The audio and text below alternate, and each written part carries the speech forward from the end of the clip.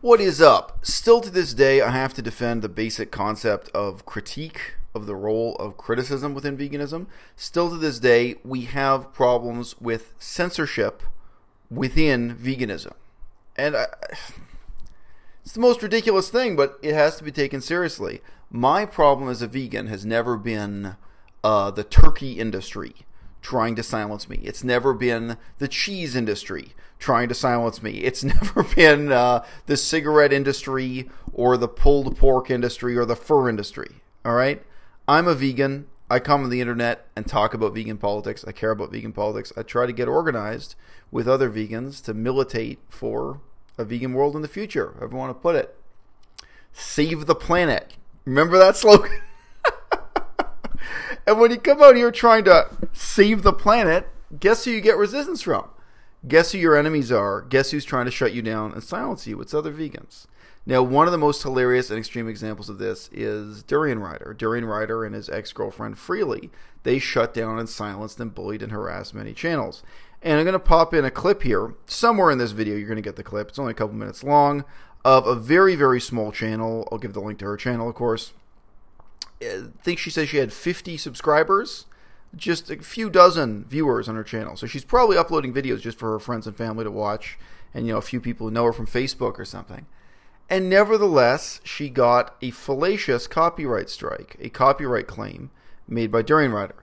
Now, what this video fails to explain to you here is that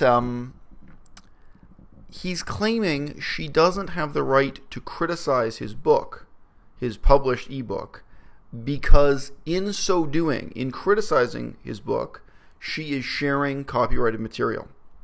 So in the United States, this is actually the core of the American concept of fair use, is that I have the right to play clips from a movie if I'm criticizing the movie, if I'm reviewing the movie, if I'm discussing the movie.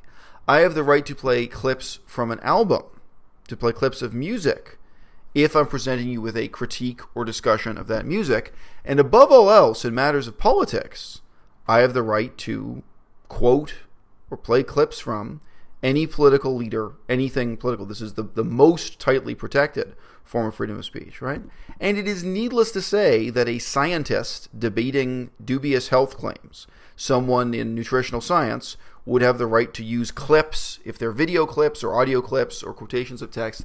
It does not matter that the text is copyrighted. The role of critique itself is sacrosanct. So we have a fundamental absurdity here, because Durian Rider is abusing what the copyright system exists for. He's abusing fair use in its strictest legal definition, which is the definition used by YouTube, because YouTube is an American company. YouTube could choose to embrace a British or Japanese legal standard, but they don't. They use the American legal standard. And I myself have had to struggle with this. Again, it's not the meat industry trying to shut me down, with other vegans trying to shut me down, employing these types of tactics. So most recently, we can forget that they're vegans sometimes. Tara McCarthy and Corey McCarthy, his and her team, a husband and wife team here on YouTube, they filed a claim against one of my videos.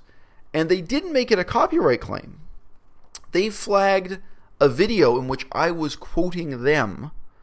My quotation of them, they flagged as hate speech in order to get this video banned and taken off the internet.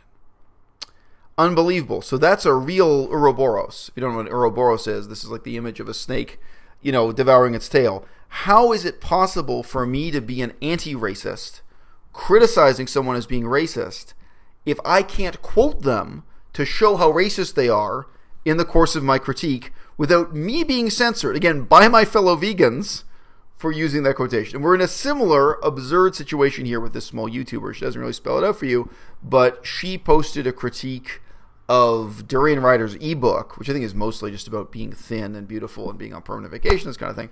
She posted that critique, but in so doing, she was using quotations from or images of the text in the ebook, and he shut that down as supposedly a violation of his copyright. Hello my lovelies, I do hope you're well. I'm just sharing this video because the person who was seemingly struck with this copyright strike, Rebecca's World, is a small YouTube channel, and she's being struck by someone significantly larger.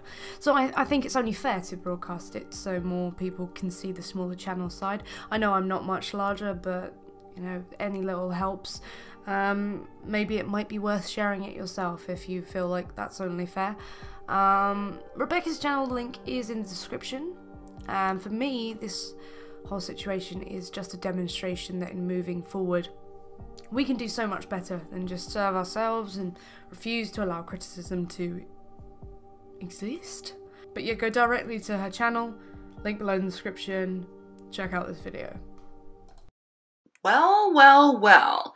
Someone is salty. So a few weeks ago, I did a video pretty much summarizing Norvegan's exposure on both Durian Ryder and his girlfriend, Tori, about how not only are their ebooks completely copyrighted, but they literally have also taken Dr. McDougall's health advice way out of context. And for the record, I think that particular part is important, but I really don't care about the whole long twisted history of, you know, who slept with whose girlfriend. I mean, it was really just about the ebooks. And well, you know what?